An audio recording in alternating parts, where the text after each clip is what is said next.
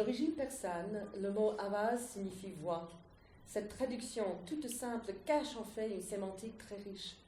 L'avaz indique la capacité de s'exprimer. S'exprimer, c'est s'imposer, se défendre, revendiquer. C'est pourquoi le mot avaz est souvent associé en hindi aux mouvements sociaux. Ainsi peut-on dire en hindi « logon ki avaz », la voix du peuple, pour parler, comme en français, de la volonté des citoyens.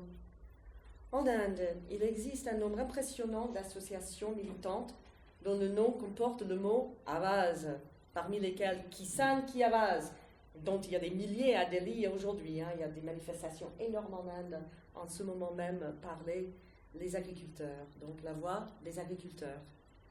Une association qui défend les paysans. Et Youth Ki Avaz, une organisation qui porte la voix des jeunes. Avaz Dena, le verbe Dena signifiait donner, veut dire donner voix à quelque chose. Avaz Do, scandent les leaders. Avaz Do. Avaz Do, scandent les leaders en tête des cortèges, enjoignant les manifestants à donner la voix. Le mot Avaz est également mis à l'honneur dans la poésie et la musique persane qui ont gagné l'Inde à la faveur des invasions mogholes.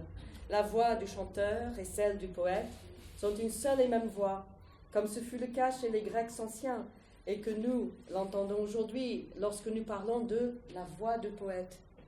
Dans le nord de l'Inde et au Pakistan, les poètes chantent leurs vers, souvent improvisés, en ourdou, lors des mushaïras et des mehfils, des rassemblements auxquels participe un public de connaisseurs.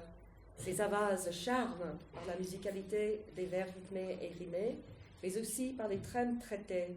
On chante la grandeur du souverain ou de l'hôte, ou bien la beauté de l'amour.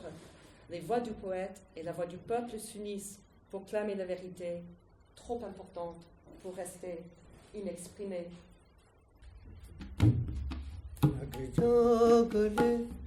से फिर ये हंसी रात हो न हो लग जा गले से फिर ये हंसी रात हो न हो शायद फिर से जन्म में मुलाकात हो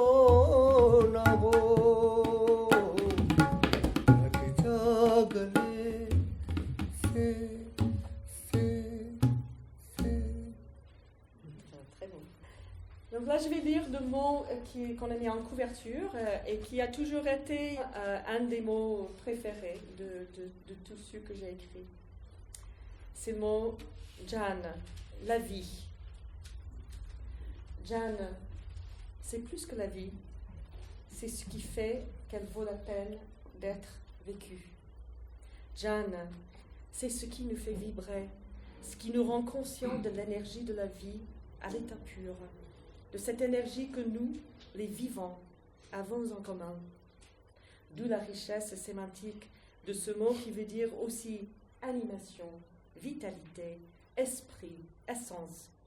Jan, c'est aussi l'amour. Car qu'est-ce qu'aimer si ce n'est se sentir vibrer à l'unisson? D'où l'expression Meri Jan, qui peut se traduire par mon cœur. En d'autres termes, ma vie. L'histoire de la ville de Bombay, que l'on appelle aujourd'hui Mumbai, commence justement avec une histoire d'amour, qui fut aussi une histoire de commerce. L'ensemble d'îles boueuses qui est devenue la capitale financière de l'Inde faisait partie de la dot de la princesse portugaise Catherine de Bragança, lors de son mariage avec Charles II d'Angleterre en 1661.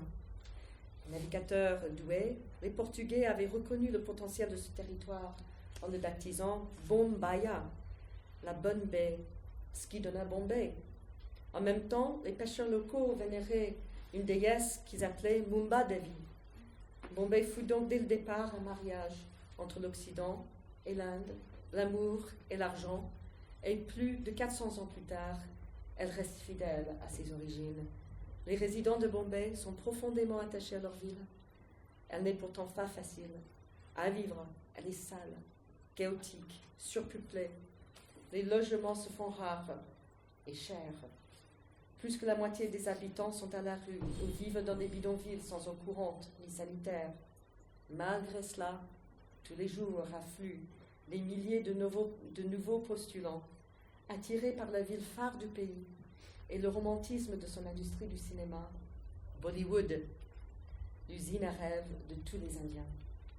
Très vite, cette ville devient leur Jan, leur vie.